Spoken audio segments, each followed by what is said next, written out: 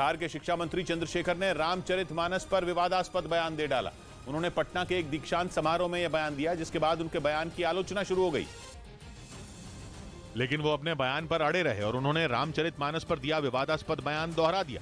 ये जो ग्रंथ हैं नफरत को बोने वाले, एक युग में मनुस्मृति, दूसरे युग में रामचरितमानस। बिहार के शिक्षा मंत्री चंद्रशेखर के इस बयान पर देश के कई संत भड़क गए। देखिए, ऐसा कोई मूर्ख ही कहेगा। विवाद बढ़ा तो जेडीयू ने इस बयान से खुद को अलग कर लिया, यानी चंद्रशेखर के अपने ही सहयोगी उनसे अलग खड़े हैं, जिससे बीजेपी को नीतीश सरकार को घेरने का मौका मिल गया। रही सही कसर चंद्रशेखर ने बयान पर माफी मांगने से इनकार करके पूरी कर दी, क्योंकि बीजेपी की जड़ें काटने में जुटी महागठबंधन की सरकार के अपने ही मंत्री ने उसकी मुश्किल बढ़ा दी। इस बीच ओडिशा के कटक में मुख्यमंत्री नवीन पटनायक और केंद्रीय खेल मंत्री अनुराग ठाकुर की मौजूदगी में हॉकी वर्ल्ड कप का उद्घाटन हुआ और इस दौरान कटक के बाराबती स्टेडियम में रंगारंग कार्यक्रम हुए। केंद्रीय खेल मंत्री अनुराग ठाकुर ने हॉकी विश्व कप में हिस्सा लेने वाले खिलाड़ियों का हौसला बढ़ाया। इस वर्ल्ड कप का पहला मैच दोपहर में शुरू होगा। हॉकी वर्ल्ड कप का फाइनल मैच 29 जनवरी को खेला जाएगा।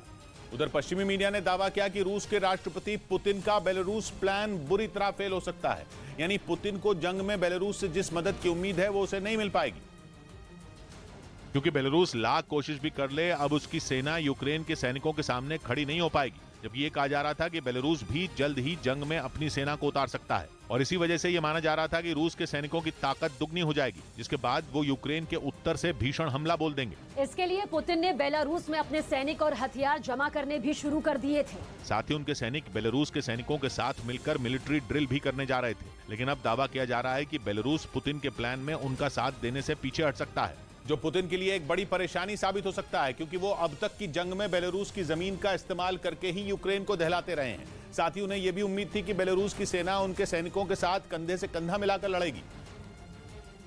लेकिन अब उनकी उम्मीद पर पानी फिरता दिख रहा है, क्योंकि बेलारूस के लोग ही अपने राष्ट्रपति लुकाशेंको के खिलाफ खड़े होने लगे हैं। वहां की ज्यादातर आबादी जंग में बेलारूस के शामिल होने के खिलाफ है और कहा जा रहा है कि लुकाशेंको इतने बड़े पैमाने पर हो रहे विरोध का सामना करने के लिए तैयार नहीं है। इसके साथ ही बेलारूस की सेना की कम तादाद भी एक बड़ी समस्या है। वहाँ पूरी तरह ट्रेंड सैनिकों की संख्या सिर्फ 15,000 है, लेकिन कहा जा रहा है कि ये ट्रेंड सैनिक भी यूक्रेन की सेना के आगे कहीं नहीं ठहरते। मतलब इन्हें जंग में उतारना मौत के मुंह में भेजने जैसा होगा। इसी वजह से कहा जा रहा है कि बेलारूस सीधे जंग में उतरने से कदम पीछे खींच सकता है। इधर उत्तर प्रदेश के मथुरा में चोरी के एक आरोपी को पकड़ने गई पुलिस पर हमला किया गया, जिसका वीडियो सोशल मीडिया पर वायरल हो गया, जिसमें पुलिस के जवान आरोपी को जीप में बिठाने की कोशिश करते नजर आए, जबकि आरोपी का परिवार पुलिस का विरोध करता दिखा। आरोपी के इस बीच पुलिस पर पथराव हुआ, जिसमें एक सिपाही घायल हो गया। लगभग आधा दर्जन मामले पहले के दर्ज हैं। मुन्ना नाम के इस आरोपी को मथुरा पुलिस मोटरसाइकिल चोरी के मामले में गिरफ्तार करने पहुंची थी।